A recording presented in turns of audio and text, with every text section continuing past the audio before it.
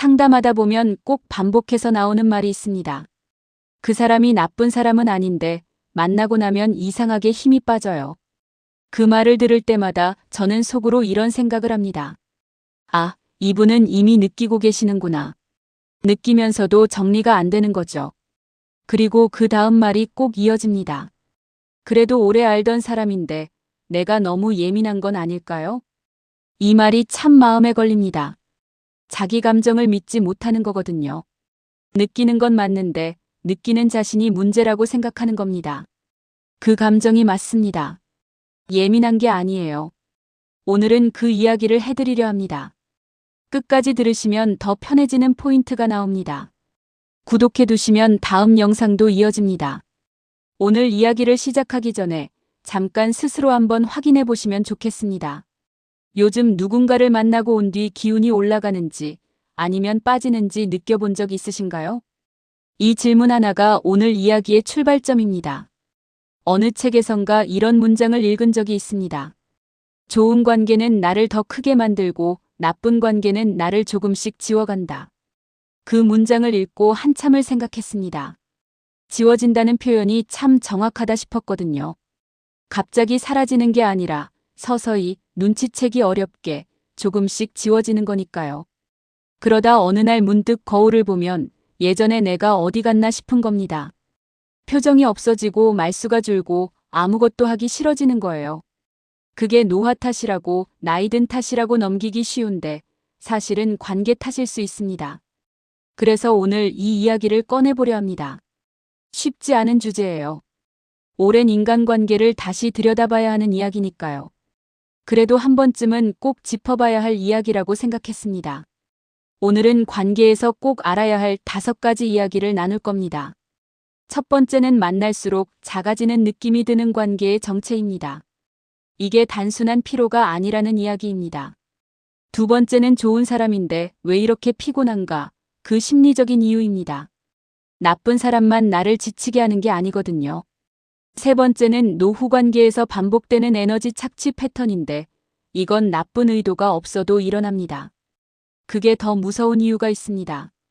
네 번째는 거리두기가 냉정한 게 아니라 자기 보호라는 이야기입니다. 차갑게 끊는 게 아닙니다. 다섯 번째는 품격 있게 관계를 정리하는 방법입니다. 상처 주지 않고 내 마음도 지키면서 할 수 있는 방법이 있습니다. 이 5가지 중에 하나라도 지금 내 이야기라고 느껴지신다면 오늘 영상 끝까지 함께 해주세요. 오늘 이야기를 들으시기 전에 이것 하나만 기억해 두세요. 거리두기는 냉정한 사람이 하는 게 아닙니다. 자기를 사랑하는 사람이 하는 겁니다. 그리고 자기를 사랑하는 사람이 남도 더 잘 사랑할 수 있습니다. 이 관점으로 오늘 이야기를 들어주시면 좋겠습니다. 오늘 이야기에는 실제로 만나셨을 법한 분들이 등장합니다. 나이가 비슷하고 상황도 비슷하고 감정도 비슷한 분들입니다. 그분들의 하루를 따라가다 보면 어느 순간 내 이야기처럼 들리실 수도 있습니다. 등장인물은 가명이며 사례는 여러 상담 관찰 경험을 바탕으로 재구성했습니다. 71세 순자 씨는 매달 첫째 화요일을 기다렸습니다. 그날은 오래된 친구 모임이 있는 날이었거든요. 30년 넘게 알고 지낸 4명이 모이는 자리였습니다. 같이 아이 키웠고 같이 남편 뒷바라지했고 같이 늙어온 친구들이에요. 그러니 세상에서 제일 편한 자리라고 생각했습니다. 모임날 아침이면 뭘 입을지 생각하고 어떤 이야기를 나눌지 기대하면서 기분이 올라오곤 했습니다. 순자 씨는 그날 아침 서랍에서 낡은 주소록 수첩을 꺼냈습니다. 예전에는 전화번호를 거기 적어뒀거든요. 지금은 스마트폰에 다 저장돼 있지만 그 수첩을 보면 왠지 마음이 따뜻해져서 외출 전에 꼭 한번 펼쳐보는 습관이 생겼습니다. 손때 묻은 페이지들 사이로 오래된 이름들이 보이면 세월이 느껴지는 거예요. 그날도 수첩을 가방에 챙겨 집을 나섰습니다. 엘리베이터 도착음이 울리고 순자 씨는 설레는 마음으로 아파트 문을 나섰습니다. 모임 장소인 단골 식당에 도착하니 3명이 먼저 와 있었습니다. 반갑게 인사를 나누고 자리에 앉았는데 시작하자마자 분위기가 좀 이상하더군요. 한 명이 대뜸 이런 말을 했습니다. 순자야, 너 요즘 얼굴이 왜 그래? 많이 늙었다. 웃으면서 한 말이었습니다. 순자 씨도 웃으며 넘겼습니다. 오래된 친구들끼리 하는 말이니까요. 별거 아닌 거 알면서도 어딘가 살짝 찌르는 느낌이 있었습니다. 밥을 먹으면서도 비슷한 말이 이어졌습니다. 너는 왜 그렇게 소심하게 살아? 그 나이에 그걸 왜 신경 써? 내가 보기엔 내가 문제야. 말할 때마다 웃음이 붙었습니다. 다들 웃었고 순자 씨도 웃었습니다. 나쁜 의도가 있어서 한 말이 아니라는 걸 순자 씨도 압니다. 30년 지기니까요. 저러면서 정이 드는 거라는 것도 알아요. 밥을 다 먹고 헤어지면서도 그 말들이 계속 머릿속에서 맴도는 거예요. 털어내려 해도 잘 안 되고 집에 오는 길 내내 뭔가 불편한 게 자리를 잡고 있었습니다. 모임을 마치고 자리에서 일어나면서 순자 씨는 이상하게 뒷맛이 개운하지 않다는 걸 느꼈습니다. 맛있는 밥을 먹었고 웃기도 했고 오랜 친구들을 만났는데 왜 이렇게 씁쓸한 거지 싶은 거예요. 집에 돌아오는 버스 안에서 이상한 일이 생겼습니다. 눈물이 날 것 같은 거예요. 이유를 정확히 모르겠는 거죠. 창밖을 보면서 왜 이렇게 마음이 무거운지 생각해봤는데 딱 꼬집어 말하기가 어려웠습니다. 현관문을 닫는 순간 갑자기 온몸이 무거워졌습니다. 아무것도 하기 싫고 소파에 그냥 누워버렸습니다. 스마트폰 알림이 울렸는데 볼 기운도 없었어요. 그리고 한참 천장을 보다가 이런 생각이 들었습니다. 나 왜 이렇게 피곤하지? 밥만 먹고 왔는데. 오래 걷지도 않았고 몸을 쓴 것도 아닌데 왜 이렇게 지치는 걸까요? 이게 단순한 피로가 아닙니다. 이건 관계에서 오는 소진이에요. 여러 심리 연구에서 이런 경향이 반복해서 보고됩니다. 사람은 자신이 존중받지 못한다고 느끼는 상황에서도 즉각적으로 감정을 표현하지 못할 때 그 억눌린 감정이 몸에 피로로 쌓인다는 겁니다.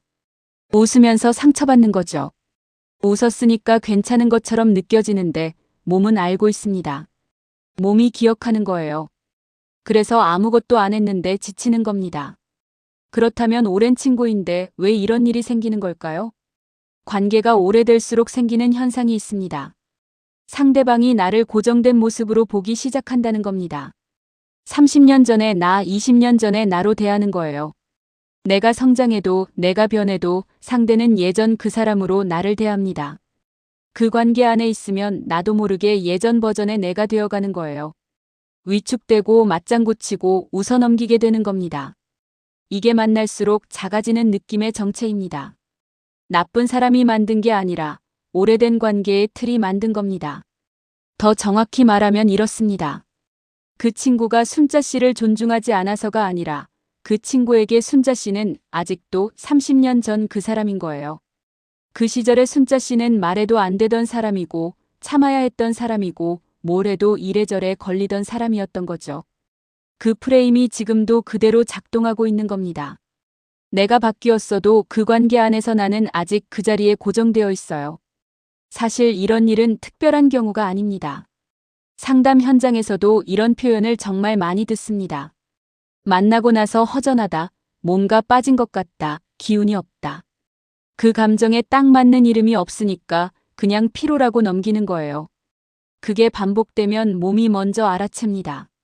그 사람 연락이 오면 가슴이 살짝 무거워지거나 약속 날이 다가오면 이유 없이 피곤해지는 거요. 이게 신체화 반응이에요. 마음이 불편한 걸 몸이 표현하는 겁니다.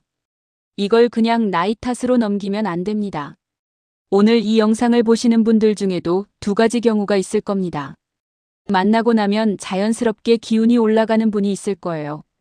이야기 나누다 보면 뭔가 더 하고 싶어지고 집에 돌아와도 기분이 좋은 분들. 반면에 나갔다 왔는데 이상하게 더 허전하고 뭔가 부서진 것 같은 느낌이 드는 분도 있을 겁니다. 두 번째 쪽에 더 공감이 가신다면 오늘 이야기 꼭 끝까지 들어보세요. 그럼 어떻게 하면 될까요? 당장 오늘부터 해볼 수 있는 방법을 알려드리겠습니다. 첫 번째, 만나고 난 뒤 내 감정을 딱 한 줄로 메모해 두세요. 기운이 올라갔는지 아니면 빠졌는지만 적어도 됩니다. 수첩의 날짜 옆에 동그라미나 세모 하나만 그려도 됩니다. 두세 번 반복되면 패턴이 보이기 시작합니다. 느낌이 아니라 패턴으로 보이면 내가 예민한 게 아니라는 게 증명되는 거예요. 감정 메모가 귀찮으시면 스마트폰 메모장에 날짜만 적어도 됩니다. 그리고 옆에 이모티콘 하나 웃는 얼굴이면 기운이 올라간 거고 무표정이면 빠진 거예요. 이렇게 간단하게 해도 충분합니다. 두 번째, 모임 주기를 조금씩 늘려보세요. 매달이면 2달에 한 번으로, 한 번에 2시간이면 1시간 반으로 줄여보세요. 갑자기 끊는 게 아니라 천천히 간격을 늘리는 겁니다. 몸이 먼저 반응할 거예요. 가기 싫은 느낌이 드는지 아니면 기다려지는지를 느껴보세요. 세 번째, 모임 안에서 내가 편한 사람과 불편한 사람을 구분해 보세요. 모임 전체가 문제가 아닐 수 있습니다. 특정 한 명 때문에 전체가 피곤해지는 경우가 많거든요. 그 한 명과 단둘이 마주치지 않도록 자리를 조금 조절하는 것만으로도 달라질 수 있습니다. 네 번째, 그 사람의 말에 즉각 반응하지 않는 연습을 해보세요. 그래요? 한마디로 흘려보내는 것만으로도 에너지 소진이 눈에 띄게 줄어듭니다. 반응해야 한다는 강박을 내려놓는 겁니다. 반응이 없으면 상대도 점점 그 말을 줄이게 됩니다. 사람은 반응이 있어야 계속합니다. 반응을 거두는 것, 그게 가장 조용한 거리두기입니다. 소란 없이, 설명 없이 그냥 반응을 줄이는 거예요. 다섯 번째, 모임 후에는 반드시 혼자만의 회복 시간을 30분이라도 가져보세요. 조용히 차 한 잔, 짧은 산책 한 바퀴. 이 시간이 사치가 아닙니다. 몸이 먼저 회복되어야 마음도 따라옵니다. 회복 없이 계속 소진하면 결국엔 몸이 먼저 보내달라는 신호를 보냅니다. 이 5가지 방법이 처음엔 어색할 수 있어요. 특히 오래된 관계에서 뭔가를 바꾼다는 게 쉽지 않습니다. 30년을 해온 방식을 바꾸는 건 의지의 문제가 아니라 연습의 문제거든요. 처음엔 한 가지만 해보세요. 모임 후 감정 메모, 딱 이것만요. 그 한 가지가 쌓이면 자연스럽게 다음 단계가 보입니다. 오늘 첫 번째 이야기는 피로가 아니라 관계에서 오는 소진 이야기였습니다. 정리하면 만나고 난 뒤 감정이 바뀐다면 그 관계의 방식을 바꿔야 한다는 겁니다. 이번엔 조금 다른 이야기를 해드리겠습니다. 앞에서는 오랜 친구 이야기였다면 이번엔 오랜 지인 이야기입니다. 그리고 이 이야기는 처음엔 실패로 시작합니다. 그래서 더 솔직하게 와닿을 수도 있어요. 68세 재호 씨는 젊은 시절부터 워낙 잘 베푸는 성격이었습니다. 주변에서 항상 재호 씨한테 부탁하면 된다는 말을 들어왔거든요. 그게 자랑스럽기도 했습니다. 내가 도움이 되는 사람이라는 게 좋았던 거죠. 사실 이게 나쁜 마음이 아닙니다. 좋은 마음이에요. 그런데 그 좋은 마음이 때로는 나를 취약하게 만들 수 있습니다. 직장 다닐 때도 동네에서도 모임에서도 항상 먼저 나서는 사람이었습니다. 차 태워주고 짐 들어주고 부탁 들어주고. 그게 재호 씨한테는 자연스러운 일이었어요. 그래서 부탁이 오면 거절하지 못하는 게 당연한 일이었습니다. 은퇴 후에 이상한 일이 생겼습니다. 연락이 뜸하던 지인들이 하나둘씩 다시 나타나기 시작한 거예요. 오랜만이야, 잘 지냈어? 로 시작해서 결국엔 부탁으로 끝나는 패턴이었습니다. 처음엔 그냥 우연이라고 생각했습니다. 한 명이 아니라 여러 명에게서 반복되는 패턴을 보고 나서야 우연이 아니라는 걸 알게 됐습니다. 부탁이 오는 사람들은 어떻게 알았을까요? 말하지 않아도 이 사람은 거절 못한다는 게 느껴지는 겁니다. 태도에서 나오는 거예요. 항상 먼저 나서고 항상 맞장구 치고 항상 눈치 보는 태도. 그게 신호가 되는 거거든요. 두 번째도 세 번째도 그냥 넘겼습니다. 재호 씨는 그때마다 거절을 못했습니다. 거절하면 인간관계가 끊길 것 같은 두려움이 있었거든요. 솔직히 말하면 아직도 누군가에게 필요한 사람이고 싶었던 마음도 있었습니다. 은퇴하고 나서 그 허전함이 크거든요. 그 허전함을 채우는 방법 중 하나가 내가 도움이 된다는 느낌이었던 거죠. 은퇴 후에 이런 감정을 느끼는 분들이 정말 많습니다. 직장에서 수십 년을 일하다 갑자기 아무도 나를 찾지 않는 상황이 되면 그 공허함이 생각보다 크거든요. 그때 누군가가 부탁을 해오면 아직 내가 쓸모 있는 사람이라는 확인이 되는 거예요. 그래서 더 거절하기 어렵습니다. 거절하면 그 확인을 잃는 것 같으니까요. 이 감정을 탓할 게 아닙니다. 자연스러운 감정이에요. 다만 그 감정이 관계에서 나를 취약하게 만든다는 걸 알아야 합니다. 내가 필요한 사람이 되고 싶은 마음이 있으면 그 마음을 이용하는 관계가 끼어들 틈이 생기거든요. 그러다 어느 날이었습니다. 지인 한 명이 재호 씨에게 보증을 서달라고 했습니다. 큰 돈은 아니라고 잠깐만이라고 했습니다.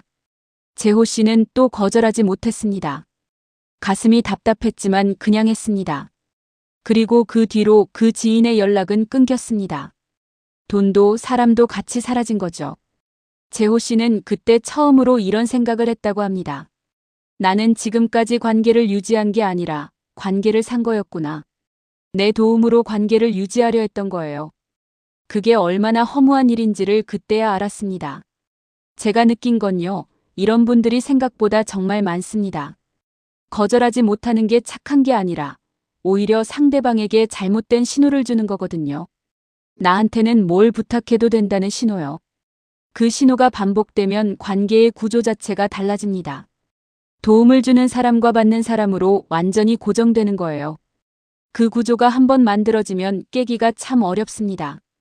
이건 특정 질환을 말하는 게 아니라 많은 시니어 일상에서 반복되는 관계 패턴을 설명하는 이야기입니다. 상담 현장에서도 이런 말을 자주 듣습니다. 나는 그냥 좋은 사람이고 싶었는데 어느 순간 이용당하고 있었어요. 그 경계가 모호한 게 문제예요. 나쁜 의도가 없는 상대일수록 더 알아채기 어렵습니다. 상대도 처음엔 진심으로 부탁했을 수 있어요. 한 번, 두 번, 세 번이 되면서 그게 당연해지는 거거든요. 많은 분들이 이런 질문을 하십니다. 그 사람이 나쁜 사람은 아닌데 거리를 두는 게 맞는 걸까요? 맞습니다. 나쁜 사람이 아니어도 거리를 둘 수 있습니다. 관계가 내게 손해를 준다면 그게 이유가 됩니다. 좋은 사람이라도 나를 소진시키는 방식으로 관계하면 결국 그 사람도 나도 좋지 않은 결과로 이어집니다. 진짜 좋은 관계는 서로 주고받는 관계거든요. 일방적으로 주기만 하거나 받기만 하는 관계는 오래가지 않습니다. 재호 씨도 나중에 이 말을 했습니다. 내가 거리를 둠으로써 오히려 그 사람한테도 잘한 거라는 걸 알게 됐다고요. 그 사람도 나를 이용하는 관계가 건강하지 않다는 걸 언젠간 알게 될 거라는 말이었습니다. 재호 씨는 그 사건 이후 조금씩 달라지기 시작했습니다. 처음엔 정말 어색했다고 합니다. 거절하는 연습을 했거든요. 짧고 단순한 한 문장만 반복했습니다. 제가 지금은 좀 어렵습니다. 이유를 설명하지 않았습니다. 설명하면 상대가 반박하고 또 설득당하게 되거든요. 설명 없는 거절이 처음엔 불친절하게 느껴졌지만 그게 오히려 더 정직한 거라는 걸 나중에야 알았습니다. 이유를 늘어놓으면 상대는 그 이유를 하나씩 반박하기 시작합니다. 짧게 끝내는 게 서로에게 더 깔끔한 거예요. 단계별로 정리해 드리겠습니다. 거절이 어려운 분들께 한 가지 더 말씀드리고 싶습니다. 거절은 배울 수 있는 기술이에요. 타고난 성격이 아닙니다. 어릴 때부터 거절하면 안 된다고 배워온 분들이 많아요. 거절하면 눈치 없는 사람이 된다고, 이기적인 사람이 된다고요. 그래서 거절이 죄책감이랑 묶여 있는 겁니다. 그 연결고리를 조금씩 끊어가는 게 연습입니다. 완벽하게 안 해도 돼요. 조금씩 늦게 답하고 조금씩 짧게 답하는 것부터 시작하면 됩니다. 1단계, 지금 내 주변에 부탁으로만 연락하는 사람이 있는지 한번 떠올려 보세요. 잠시만 생각해도 한 명이 금방 떠오르실 겁니다. 이름이 떠오르면 그게 이미 신호입니다. 생각하기 싫은 이름이 먼저 떠오른다면 몸이 이미 알고 있는 거예요. 머리가 모르는 척해도 몸은 다 기억합니다. 2단계, 다음번에 부탁이 오면 즉각 답하지 마세요. 생각해 볼게요. 라고만 하세요. 24시간 안에 답하지 않아도 됩니다. 그 사이에 급하다고 재촉하면 그게 또 하나의 신호입니다. 나를 배려하는 부탁인지, 나를 수단으로 보는 부탁인지가 거기서 드러납니다. 3단계, 거절할 때 이유를 길게 설명하지 마세요. 짧고 단호하게, 그리고 지나친 사과도 빼세요. 미안한데라고 시작하면 상대는 다시 설득을 시작합니다. 미안함은 내 안에만 두고 말로 꺼내지 않는 것도 연습입니다. 오늘 당장 할 수 있는 행동 하나는 최근 한 달 안에 거절하지 못해서 후회한 일이 있는지 떠올려 보는 겁니다. 그게 있다면 그 관계가 지금 내가 거리를 두어야 할 관계의 후보입니다. 재호 씨 이야기를 마저 해드리겠습니다. 그렇게 3개월이 지났습니다. 신기한 일이 생겼습니다. 거절하고 나서 연락이 뚝 끊긴 사람들이 있었습니다. 재호 씨는 처음엔 서운했습니다. 역시 내가 뭔가를 해줘야 연락이 오는 거였나 하는 허탈함도 있었어요. 한 달이 지나고 두 달이 지나니까 마음이 이상하게 가벼워지는 거예요. 그 사람들이 없어진 자리에 진짜 연락하고 싶은 사람들이 보이기 시작했습니다. 전화 한 통에 오래 이야기 나누고 싶은 사람들이요. 아무 부탁 없이 그냥 안부 묻는 사람들이요. 재호 씨는 그게 더 좋은 관계라는 걸 뒤늦게 알았습니다. 오늘 두 번째 이야기는 착함이 아니라 경계선 이야기였습니다. 정리하면 거절할 수 있어야 진짜 관계가 남는다는 겁니다. 이번엔 조금 더 깊은 이야기를 해드리려 합니다. 앞에 두 이야기가 지금 현재의 이야기였다면 이번엔 조금 오래된 기억에서 시작합니다. 그 기억이 지금 이 순간을 더 잘 설명해 줄 수 있거든요. 76세 명자 씨는 요즘 가끔 이런 생각을 한다고 했습니다. 젊을 때는 참는 게 미덕이었는데 이제 와서 왜 더 힘든 걸까요? 그 질문이 자꾸 맴도는 거예요. 더 많이 살았으면 더 단단해져야 하는데 왜 오히려 더 예민하게 느껴지는 걸까 싶은 거죠. 그래서 자신이 뭔가 이상해진 건가 싶기도 했다고 합니다. 명자 씨가 20대였을 때를 잠깐 떠올려 봅니다. 그때는 싫어도 웃어야 했습니다. 직장에서도 시댁에서도 동네 어른들한테도요. 싫다고 말하는 게 버릇없는 거였거든요. 그래서 참는 게 몸에 완전히 밴 겁니다. 50년을 그렇게 살아온 거죠. 그게 습관이 된 거예요. 의식적으로 참는 게 아니라 자동으로 참아지는 거예요. 싫은 감정이 올라와도 몸이 먼저 웃고 있는 거죠. 이제 70대가 되고 나니까 몸이 예전 같지 않습니다. 참을 체력도 참을 기운도 줄어든 거예요. 젊을 때는 10을 참아도 다음날 다시 채워졌는데 이제는 5를 참으면 다음날 회복이 잘 안 됩니다. 그러니 예전엔 그냥 넘어가던 말 한마디가 이제는 이렇게 크게 느껴지는 겁니다. 명자 씨는 자신이 예민해진 게 아니라 사실 오래 참아온 것들이 쌓여 있는 겁니다. 댐에 물이 가득 차면 작은 돌멩이 하나에도 흘러넘치는 거예요. 그게 예민함이 아니라 가득 찬 거예요. 상담 현장에서도 이런 경향이 반복해서 보입니다. 나이가 들수록 관계에서 느끼는 감정이 더 선명해진다는 겁니다. 좋으면 더 좋고 불편하면 더 불편하게 느껴지는 거예요. 이게 노화 때문이 아닙니다. 오히려 내가 진짜로 원하는 것과 원하지 않는 것을 몸이 더 정직하게 반응하는 겁니다. 나이 들수록 감각이 무뎌지는 게 아니라 어떤 면에서는 더 예리해지는 거거든요. 그게 불편한 것처럼 느껴지지만 사실은 내 몸이 나를 보호하려는 신호입니다. 명자 씨가 달라진 계기가 있었습니다. 어느 날 딸이 한 말이 계속 귓가에 맴돌았다고 합니다. 엄마, 불편하면 안 가도 돼. 그 말이 처음엔 이상했습니다. 안 가도 된다고요. 그게 가능해요. 평생 다 참고 다 가고 다 했던 명자 씨한테는 낯선 말이었어요. 그래도 한번 해봤습니다. 불편한 자리에 안 갔습니다. 그날 연락 한 통 없었습니다. 아무 일도 일어나지 않았습니다. 그게 명자 씨한테는 작은 혁명이었습니다. 세상이 무너질 것 같았는데 무너지지 않은 거예요. 오히려 그날 하루가 오랜만에 가벼웠습니다. 나이 들면서 감정이 더 선명해지는 현상에 대해 조금 더 말씀드리겠습니다. 젊을 때는 에너지가 넘치니까 불편한 감정도 묻어버릴 수 있었어요. 활동도 많고 바쁘기도 하고 신경 쓸 일도 많으니까 그냥 넘어가는 거죠. 그런데 나이 들면서 그 에너지가 줄면 묻어두었던 감정들이 하나씩 올라옵니다. 진짜 내 감정이 무엇인지가 더 또렷이 보이는 거예요. 이걸 나이 들어서 예민해졌다고 하면 안 됩니다. 오히려 이제야 제대로 자신을 느끼기 시작한 거예요. 그 감각을 존중해야 합니다. 내 몸이 보내는 신호를 무시하지 마세요. 불편하다는 느낌, 지친다는 느낌, 만나기 싫다는 느낌. 그 느낌이 틀린 게 아닙니다. 내가 나를 지켜달라는 신호입니다. 명자 씨가 이런 말을 했습니다. 불편하면 안 가도 된다는 말을 딸한테 처음 들었을 때 그 말이 왜 그렇게 울컥했는지 모르겠다고요. 그 말 하나가 50년 동안 쌓인 뭔가를 건드린 것 같았다는 거예요. 저는 그 말을 듣고 한참을 생각했습니다. 허락받지 못한 감정이 얼마나 많이 쌓이면 허락 한마디에 그렇게 울컥할까요? 우리 세대 시니어분들은 그 허락을 너무 오래 받지 못하셨어요. 싫으면 싫다고 해도 됩니다.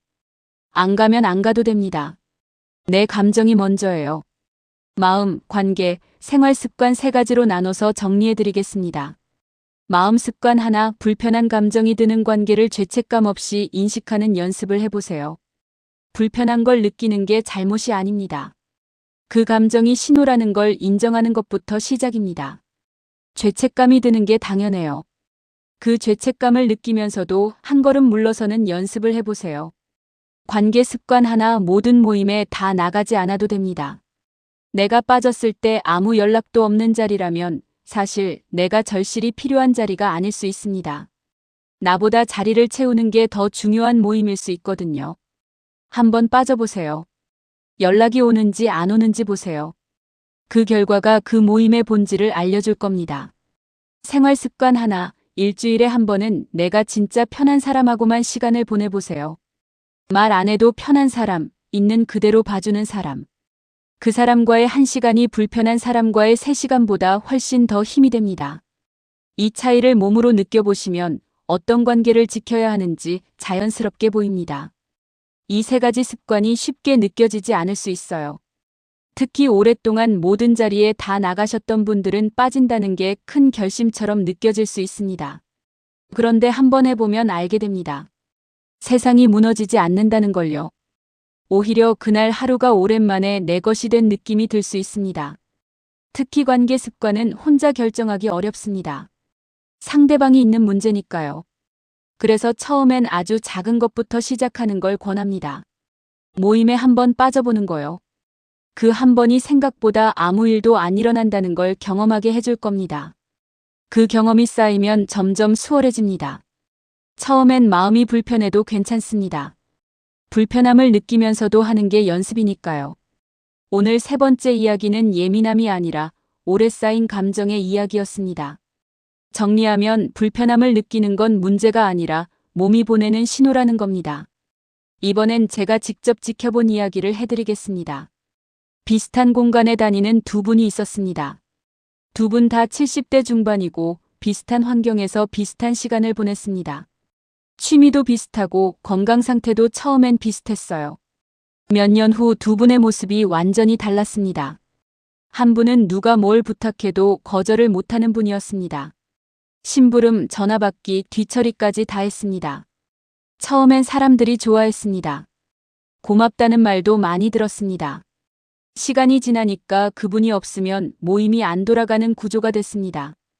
본인은 점점 지쳐가는데 빠지면 섭섭해한다는 부담감에 계속 나갔습니다. 카드 결제음이 울릴 때마다 이번에도 또 제가 내야 하나 싶은 생각이 들었다고 합니다.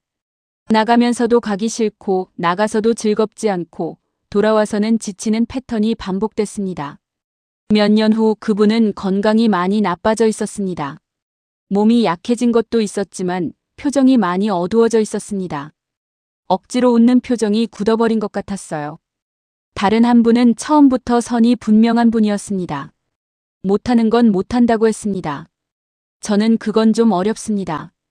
처음엔 좀 차갑다는 말을 들었습니다. 별로 친하기 싫다는 말도 들었어요. 그분은 자기가 할 수 있는 것은 진심으로 정성껏 했습니다. 모임에 나올 때는 에너지가 넘쳤고 분위기를 자연스럽게 밝게 만들었습니다. 억지로 끌려 나온 게 아니라 진짜 가고 싶어서 나온 거니까요. 몇 년 후 그분은 여전히 건강하고 활기차게 나오고 있었습니다. 처음엔 차갑다고 했던 사람들이 오히려 그분을 더 믿고 좋아하게 된 거예요. 선이 분명한 사람이 결국 더 신뢰받는다는 걸 보여준 거죠. 이 두 분의 이야기에서 제가 가장 주목한 건 이겁니다. 선이 분명한 분이 차갑다는 말을 들었다는 거예요. 처음엔 그분도 신경이 쓰였다고 합니다. 나쁜 사람으로 보이는 게 싫었던 거죠. 시간이 지나면서 알게 됐다고 합니다. 차갑다고 생각했던 사람들이 결국 더 많이 기대는 쪽은 그분이었다는 거예요. 능력 있고 믿을 수 있다고 생각하니까요. 경계가 분명한 사람은 신뢰할 수 있다는 인식이 생기는 겁니다. 경계가 없는 사람은 아무 때나 쓸 수 있다는 인식이 생기고요. 어느 쪽이 더 오래, 더 좋은 관계를 만드는지는 시간이 지나면 자연스럽게 보입니다. 두 분의 차이는 능력이 아니었습니다. 관계의 경계선이었습니다. 자기를 지킨 사람이 관계도 오래 지킬 수 있었습니다. 자기를 소진한 사람은 결국 관계도 자신도 같이 무너졌습니다. 여러 연구에서 이런 경향이 반복해서 보고됩니다. 관계에서 자신의 경계를 지킬 수 있는 사람일수록 노후 삶의 만족도가 높게 나타난다는 겁니다. 관계를 많이 유지하는 것보다 좋은 관계를 유지하는 게 훨씬 더 중요하다는 거죠. 많은 관계가 있어도 다 소진되면 행복하지 않습니다. 적은 관계라도 에너지를 주는 관계라면 삶이 달라집니다. 거리를 두는 게 왜 이렇게 어려울까요? 가장 큰 이유는 외로움에 대한 두려움입니다. 관계를 줄이면 혼자가 될 것 같은 두려움이요. 이 나이에 새로운 관계가 생기겠어 싶은 마음도 있고요. 상담 현장에서 반복해서 보이는 패턴이 있습니다. 불편한 관계를 정리하고 나서 오히려 더 깊고 좋은 관계가 생기는 경우입니다. 자리가 비어야 새로운 것이 들어올 수 있거든요. 가득 찬 컵에는 아무것도 부을 수 없습니다. 억지로 유지하던 관계가 빠지면 진짜 연결하고 싶은 사람에게 먼저 연락할 에너지가 생깁니다. 거리를 두는 것과 관계를 끊는 것은 다릅니다. 이걸 먼저 명확히 해두고 싶어요. 거리를 두는 건 간격을 조절하는 겁니다. 자주 보던 걸 덜 자주 보거나 깊이 나누던 이야기를 조금 가볍게 하거나 모든 부탁에 응하던 것을 선별적으로 응하는 거예요. 완전히 연락을 끊는 게 아닙니다. 물론 어떤 경우는 완전히 정리하는 게 맞을 때도 있어요. 그건 스스로 판단하셔야 합니다. 중요한 건 거리 조절이 가능하다는 거예요. 0과 100 사이에 어딘가를 선택할 수 있습니다. 내가 감당할 수 있는 만큼만 나누는 관계, 그게 더 오래가는 관계예요. 관계의 온도라는 표현을 좀 더 설명드리겠습니다. 온도가 높은 관계는 같이 있을 때 따뜻하고 헤어져도 그 온기가 남는 관계입니다. 온도가 낮은 관계는 같이 있어도 차갑고 헤어지고 나면 오히려 더 냉해지는 관계예요. 재미있는 건 온도가 높은 관계는 꼭 자주 만나는 관계가 아니라는 겁니다. 한 달에 한 번 만나도 온기가 남는 사람이 있고 일주일에 여러 번 봐도 늘 차가운 관계가 있어요. 횟수가 온도를 만드는 게 아닙니다. 그 관계 안에서 내가 어떻게 대우받는지가 온도를 만드는 거예요. 노후에 행복한 분들을 보면 관계의 수가 많은 게 아닙니다. 온도 높은 관계 몇 개를 잘 지키고 계신 분들이에요. 다만 관계 정리가 감정적으로 많이 힘드신 분들은 혼자 다 처리하려 하지 마시고 가까운 상담 기관이나 전문가의 도움을 받는 것도 충분히 좋은 방법입니다.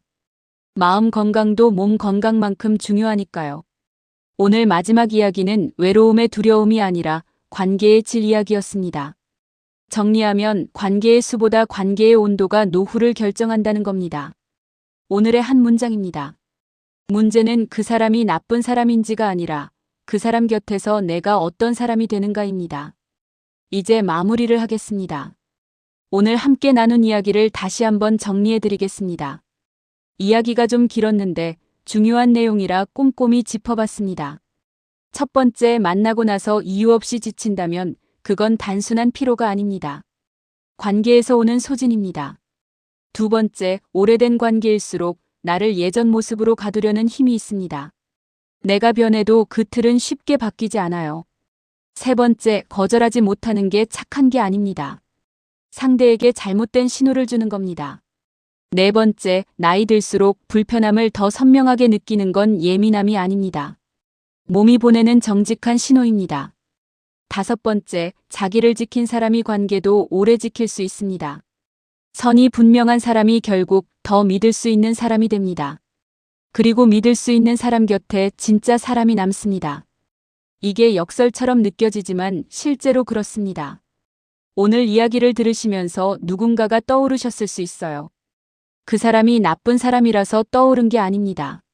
내 마음이 그 관계에서 힘들었다는 신호가 있었던 거예요. 그 신호를 무시하지 마세요. 내 몸이, 내 마음이 보내는 신호가 가장 정직한 정보입니다. 그 어떤 상담보다, 그 어떤 책보다 내 몸이 먼저 알고 있습니다. 문제는 우리가 그 신호를 믿지 않는 거예요. 내가 예민한 건 아닐까, 내가 너무 까다로운 건 아닐까 하면서요. 오늘부터는 그 신호를 한 번만 더 믿어보세요. 이제 스스로에게 3가지 질문을 던져보시면 좋겠습니다. 나는 지금 어떤 관계에서 에너지를 잃고 있는가요? 나는 어떤 관계를 진짜 지키고 싶은가요? 내가 오늘부터 거리를 두기 시작할 수 있는 관계는 어디인가요? 이 세 가지 질문이 불편하게 느껴지신다면 그 불편함이 바로 오늘 이야기가 필요했다는 증거입니다. 편안하게 느껴지신다면 이미 잘하고 계신 겁니다. 마지막으로 이 말씀을 드리고 싶습니다. 오늘 이야기를 들으시면서 고개를 끄덕이신 분도 계실 거고 마음이 복잡해지신 분도 계실 거예요. 둘 다 자연스러운 반응입니다.